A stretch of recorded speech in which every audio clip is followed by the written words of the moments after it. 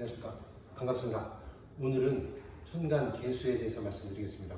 개수는 천간 10개의 글자 중 마지막에 해당하며 임수와 마찬가지로 물의 성질을 가집니다. 예를 들어 습기나 안개 등 물의 기운을 갖기는 하나 명확한 실체가 없는 것이지요. 개수는 음중의 음입니다. 개수와 대척점에 선 것은 양중의 양, 병화입니다. 한없이 따사로운 해와 같은 병화는 반대의 성질과 형태를 가집니다. 임수는 큰 바다와 같다고 지난 시간에 말씀드렸는데요. 개수는 바다 위에 떨어지는 빗물과도 같습니다.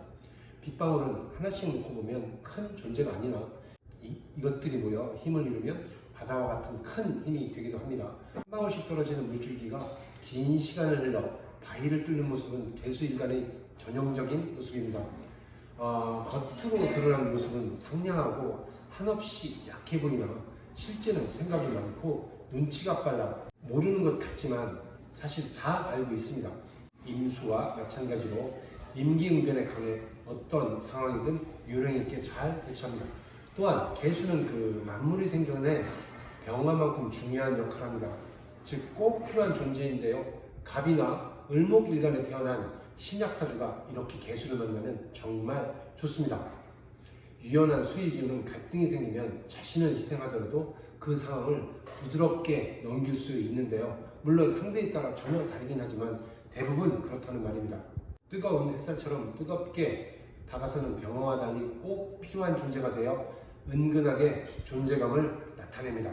내성적인 성품의 소유자가 많고 성격이 여리고 정의에 치우쳐 부탁을 거절하지 못합니다.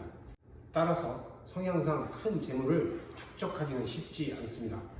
천간 10개 중 마지막 글자이기도 하고 성정도 매우 차가워 고독하고 적막한 기운을 가지고 있는데요.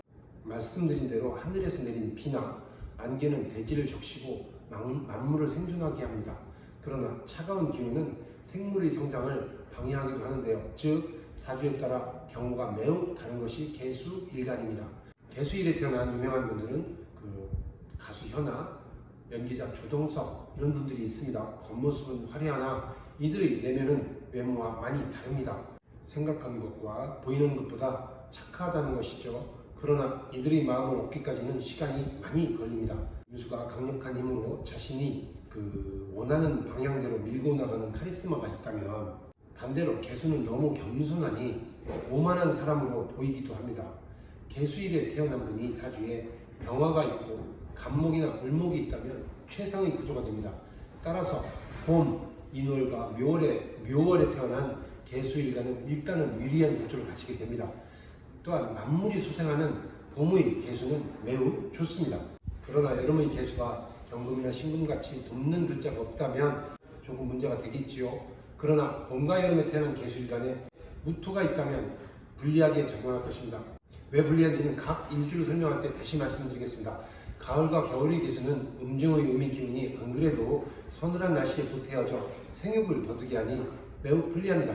생각해보면 한참 수확을 해야 하는 가을에 비가 많이 내리면 좋은 곡물을 얻을 수 없다는 것은 누구나 아는 사실입니다.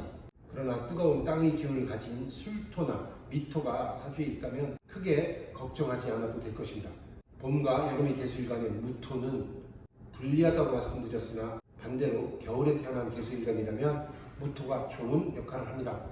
개수일간에 태어난 분들은 기회가 매우 다양하니 물방울이 바위를 뚫듯 꾸준히 정진하시면 반열에 오를 수 있습니다. 쉬지 않고 정진하시길 기원합니다. 감사합니다.